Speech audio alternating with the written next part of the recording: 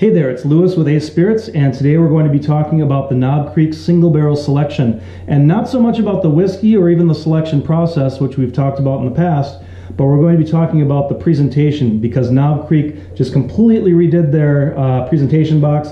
It's super cool, and if I don't show you, I'm the only one that gets to see it, and that's just not fair. So normally we like to go down to the distillery, if at all possible, to make these selections. It's not always possible, so what we usually get are things like this, little 200 mils of product, or even stuff like this, or even janky little guys like that. And we get a few different samples, and we're supposed to choose one or all or none. But the folks at Jim Beam have always put together a really cool package. This time they've redone it, and it's just awesome, so I figured I would share it with you. Here's what you get. You get this oak box. It's engraved with their logo. Really classy, really nice, super heavy. It's probably 5 pounds. When you open up the hood, what you'll see is each of the bottles fits into a nice little foam spot.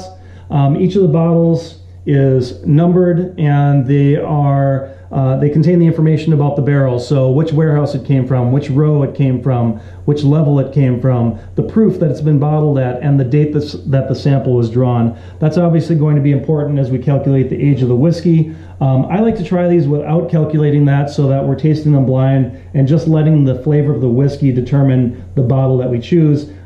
Before making a final determination, I'll look at that if, whatever, but I like flavor to drive it, not necessarily the number. The other nice thing that they've done this year, they've included this super cool, well-designed little booklet. It's a faux leather type thing. It's pretty basic, so if you've done a number of these like we have, it's not really useful, but it's still pretty cool. The first page basically gives you some information about Knob Creek and the Jim Beam folks, just a little paragraph. It goes on to talk about wood and its influence on whiskey, the design of the warehouse, chill filtration and its effects on whiskey.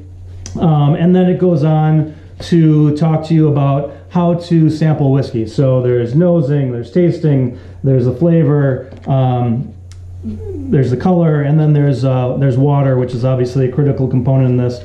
And then it gives you tons and tons of space for notes, which is pretty dang cool.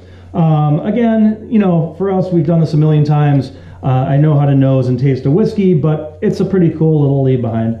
The other nice thing that they've done this year is they've included these cool cards.